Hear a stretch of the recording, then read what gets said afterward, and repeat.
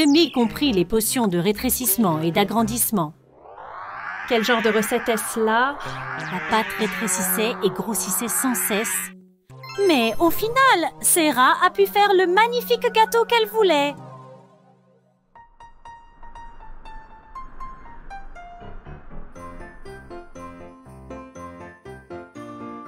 Le soir, toute la cour s'est réunie autour de la table pour le dîner de célébration. Le prince était si heureux. Mon prince, je serais honorée si vous acceptiez mon cadeau. Ne sommes-nous pas censés ouvrir les cadeaux à minuit? Mon cadeau ne peut pas attendre si longtemps, mon prince. Apportez-le! 2 serviteurs ont apporté le gâteau de Sarah. Il avait l'air très bon. Merci, Sarah. Il a l'air délicieux. J'aimerais en prendre une tranche. Alors que le prince s'apprêtait à couper le gâteau, celui-ci s'est gonflé comme un ballon et a fini par exploser et s'éparpiller partout.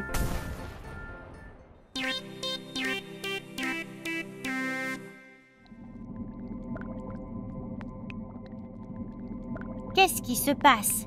Je rétrécis. Alors que Sarah grandissait, le prince rapetissait. Les tables sont devenues plus grandes et les chaises plus petites. La moitié de la cour royale est devenue miniature. Rosa, fais quelque chose.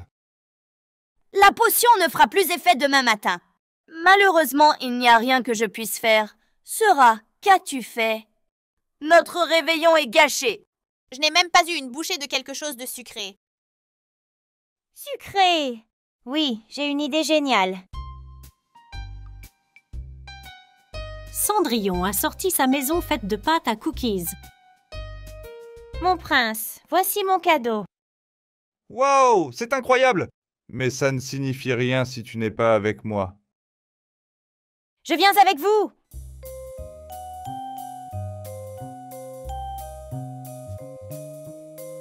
Cendrillon a versé le reste de la potion de rétrécissement sur elle et Pofu.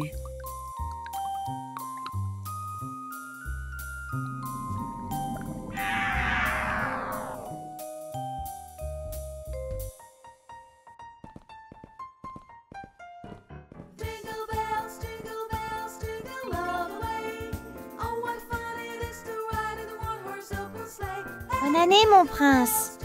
Bonne année, ma princesse. Mais pourquoi? Mais pourquoi? J'aurais pu rétrécir moi aussi.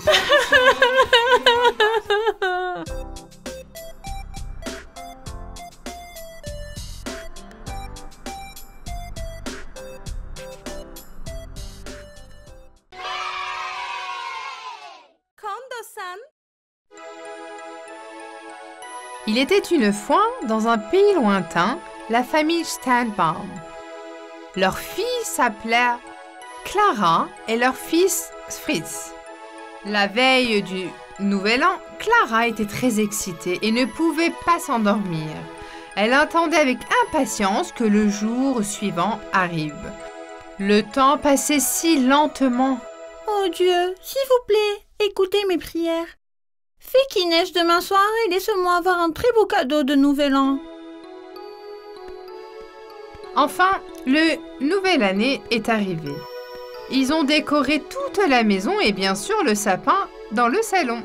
Quand Clara se réveilla le matin, elle n'en croyait pas ses yeux. Ses prières avaient été exaucées pendant qu'elle dormait. Elle avait neigé toute la nuit.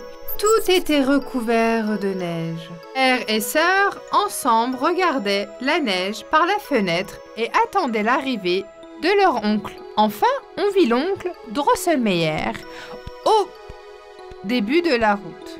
Mais de loin, elle pouvait voir que le grand sac qu'elle tenait à la main était rempli de cadeaux. Il arrive! Il arrive, maman. L'oncle Drosselmeyer. Et il a un énorme sac à Il la a main. un énorme sac à la main. Je suis sûre que nos cadeaux sont dans le sac. Vite, ouvre la porte. Il fait froid dehors. Il doit être gelé. Les enfants l'ont accueilli avec joie. Bienvenue, oncle Drosselmeyer. Bienvenue, oncle! Salut les enfants! Le vieil homme s'est immédiatement assis près de la cheminée pour se réchauffer. Mon oncle, tu peux me donner mon cadeau maintenant, s'il te plaît? Je suis si excitée que je ne peux plus attendre. Moi aussi. Allez, mon oncle. Ok. Je vais les ouvrir tout de suite. Leur oncle ouvrit le sac à cadeaux et donna la grande et belle boîte à Clara et l'autre à Fritz. Clara, qui a ouvert la boîte avec excitation, a crié de joie quand elle a vu le soldat Casse-Noisette à l'intérieur. Mon cher soldat, j'allais danser avec toi. Quel dommage. Je n'ai même pas encore eu la chance de jouer avec toi. Je suis si heureux qu'il te plaise, Clara. À ce moment-là, Fritz, qui regardait Clara, a rapidement ouvert son propre cadeau. Une grande souris noire habillée en pirate est sortie de sa boîte. Mais Fritz n'a pas du tout aimé son cadeau. Elle voulait que le cadeau de Clara lui soit donné. Il jeta rageusement la souris par terre et prit Casse-Noisette des mains de Clara et le claque contre le mur. Ses yeux étaient pleins de jalousie. Fritz? Je veux un casse-noisette aussi. Je n'aime pas du tout cette souris. Pourquoi le cadeau de Clara est-il meilleur que le mien? Ne dis pas ça, Fritz. Ton cadeau est bien aussi. C'est très gentil de la part de ton oncle d'avoir pensé à toi et d'avoir apporté un cadeau. Tu es impoli d'agir comme ça. Je m'en fous. Je ne veux pas de cette affreuse souris. Clara, qui se rendit à l'endroit où la casse-noisette était tombée, remarqua qu'un de ses bras était cassé. C'est un petit jouet. Que peut-elle me faire? On peut probablement parler et arranger les choses. Ne sois pas triste, Clara. Je vais les réparer tout de suite. Il sera comme neuf. Ne t'inquiète pas. Oncle Drosselmayer a immédiatement collé le bras de Casse-Noisette et l'a réparé. Fritz, qu'est-ce que tu as fait n'est pas bien. J'avais beaucoup plus de soldats.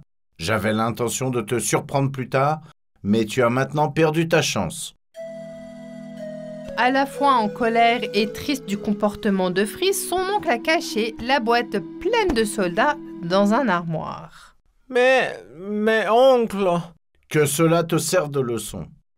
Honteux de ce qu'il avait fait, Fritz savait qu'il ne pouvait rien faire.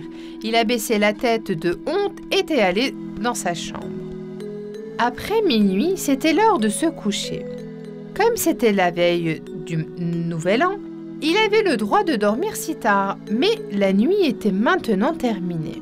Tout le monde s'est souhaité une bonne année et est allé dans sa chambre. Clara se coucha dans son lit avec la casse-noisette.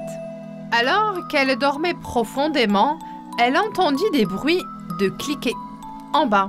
Curieuse, elle est descendue dans le salon. En bas, il y avait un bataillon de souris, identique à la souris pirate que Fritz avait reçu en cadeau, qui se promenait et mettait le désordre dans le salon. Clara, où es-tu? Descends! Clara savait que les souris pirates la cherchaient et elle était très effrayée. Mais après un moment, elle a réfléchi qu'il n'y avait pas à savoir peur d'une petite souris jouée. Oh mon Dieu! Qu'est-ce qui se passe? Elle laissa la casse-noisette en haut de l'escalier et descendit les escaliers. Et qu'est-ce qu'elle voit? Les petites souris jouées étaient encore plus grandes qu'elle. Et pas seules les jouets, tous les meubles étaient aussi énormes. En jetant un coup d'œil rapide autour d'elle, elle a tout de suite compris ce qui se passe. En fait, elle avait rétréci, elle était toute petite. Oh mon Dieu! Qu'est-ce qui se passe? Pourquoi suis-je si petite? Je dois m'échapper avant que les souris m'attrapent. Les souris se rapprochèrent de Clara. Nous te capturons, Clara. Tu vas venir avec nous dans la ville des souris. Ne résiste pas. Nous t'attraperons tôt ou tard. À ce moment-là, tous les jouets du salon ont pris vie. Chars, canons, soldats, poupées et animaux en péliche se sont tous dirigés vers les souris pirates. Clara a trouvé que leur seul moyen était de passer derrière les cadeaux sous l'arbre du Nouvel Année. Comme les autres jouets, le casse-noisette, qui s'est animé à sauter des escaliers et a commencé à combattre les souris pirates. Il était si courageux. Les soldats que l'oncle Drosselmayer avait mis dans l'armoire ont aussi sauté pour aider. Casse-Noisette, les souris pirates ont été soudainement choqués d'une telle défense et ont commencé à reculer. Courez pour vos vies, nous avons été vaincus. À l'aide! Clara, Clara, tu peux sortir maintenant. Les souris pirates se sont enfuis. Nous avons gagné. Clara est sortie de derrière les cadeaux où elle se cachait de peur. Tout le monde était très heureux de cette victoire. J'avais tellement peur, Casse-Noisette. Tu m'as sauvée de ces souris pirates. Je te remercie beaucoup. Casse-Noisette s'était soudainement transformé en très beau soldat et s'est incliné devant Clara pour l'inviter à danser avec lui.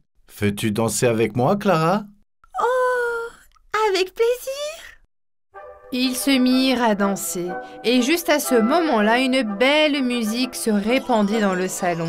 Des petites fées jetaient des fleurs autour d'elles.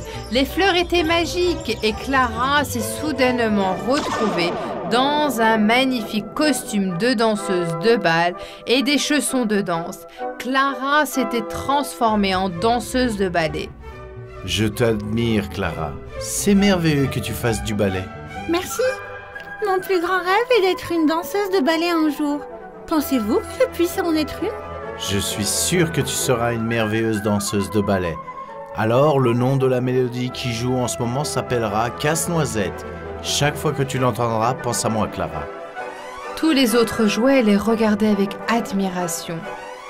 Clara a fait du ballet avec le Casse-Noisette pendant des heures. Tournant sur un pied, c'était comme si elle volait dans le salon. Mais soudain, elle a entendu un bruit.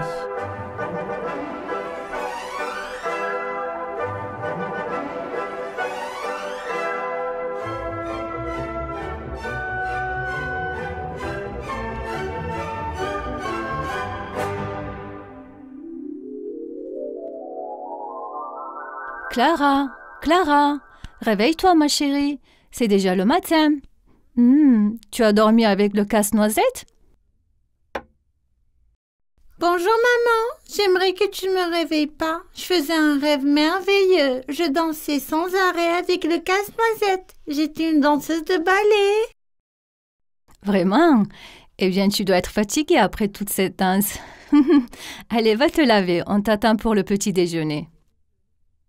Elle a vraiment pris le Casse-Noisette dans ses mains et a commencé à danser avec lui. Elle avait encore la mélodie dans l'oreille. C'était comme si le rêve était réel. Mon beau Casse-Noisette.